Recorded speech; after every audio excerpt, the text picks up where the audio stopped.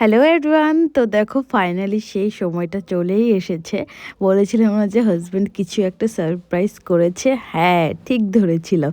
তো দুপুরে খাওয়া দাওয়া করে রেস্ট করছিলাম আমি অন্য একটা রুমে। আর এদিকে হাজব্যান্ড এসে টানাটানি করে বলছে চলো ওই ঘরে চলো।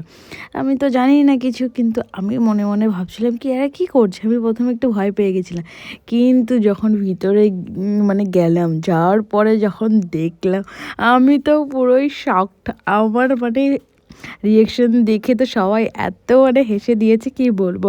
আর কি বলবো, কেকটা এত সুন্দর ছিল, মানে বলার মতো না। আর আমি এতটা মানে সারপ্রাইজ হয়েছি, এতটা খুশি হয়ে গেছি যে কি বলবো। সব কিছু আমার হাজব্যান্ড অ্যারেঞ্জ করেছে। এইভাবে একটা সারপ্রাইজ দিবে আমি সত্যি ভাবতে পারিনি। আমি এতটা খুশি হয়েছি, আমি তো খুশিতে মানে ডান্স করছিলাম। এই খুশির মানে কোনো ভাগ হবে না, এত আনন্দ। তো চলো এবার কেকটা কাটা যাক। কেক কাটা ভিডিওটা পরের ভিডিওতে আপলোড